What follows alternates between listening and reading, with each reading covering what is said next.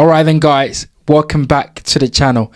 If this is your first time discovering my channel, then please do me a favor, click the like button, subscribe and leave your comments in the section below. So let's talk about Eddie Hearn and Matchroom Boxing.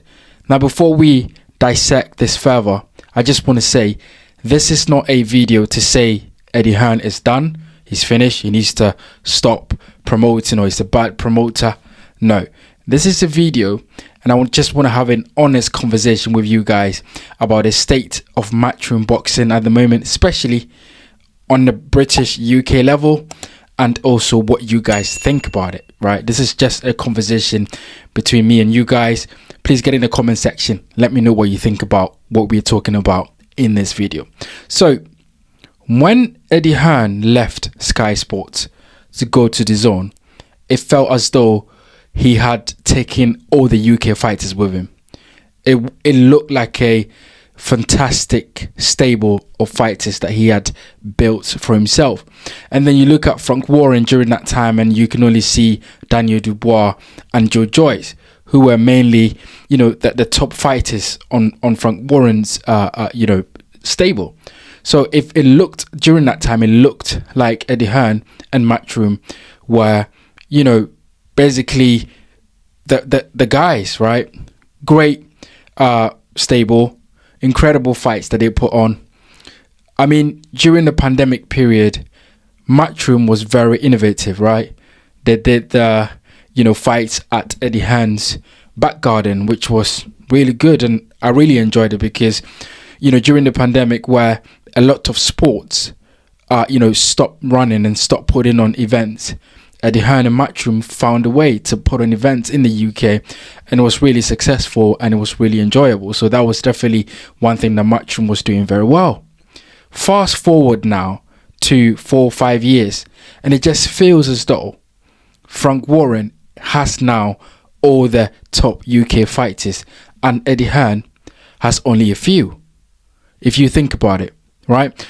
So I've been thinking, has Eddie Hearn put all his eggs in the Joshua basket or the Canelo basket, because he's been in the US, promoting Canelo on other fights? So has Eddie Hearn actually put all his eggs in those baskets to the point where he's actually, not forgotten, but having nurtured that relationship with the British fighters to the extent where now Frank Warren seems to be the one running away with these fights? Because, recently Frank Warren just announced all, British heavyweight clash in Manchester with, Lawrence Okolie, Dillian White, Joe Joyce, Riyad Paul. Frank Warren has got Moses Itama there as well. Anthony Yard is also there. So it seems as though Frank Warren at this point has got the best stable. And so I'm thinking, where has it gone wrong? Because if you look at Matchroom and you think about it, Anthony Joshua is the big ticket seller and has been for a long while. So Eddie Hearn is not wrong to bank on Anthony Joshua. But the thing is that Joshua was always going to fade away because a fighter's life, fighting life is not that long, right? So Joshua was always going to fade away. So you needed a backup. You needed some fights or fighters to, have a backup in terms of making sure that you can put fights on, especially within the UK, because Eddie Hearn actually made his name in the UK. So you would think that he would have, continue his relationship with these fighters for a long time, so that if Joshua, had gone away, had retired, he would still have, fighters on his stable that can put bums on seats.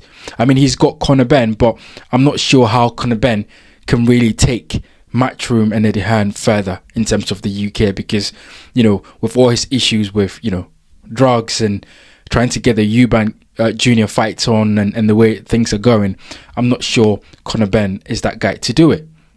But then if you look at the likes of Joshua Boatsi, Lawrence Okolie, Derek Chisora, Dillian White, Fabio Wardley, these are all fighters that were on Matchroom Boxing.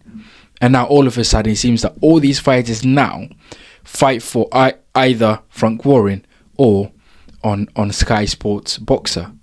So has Eddie Hearn put all his eggs into the Joshua basket or the Canelo basket? Has Eddie Hearn made a mistake here to the point where right now it just doesn't seem like he has the stable to go toe-to-toe with Frank Warren? For example, in that 5v5, Eddie Hearn actually lost all their battles in that fight.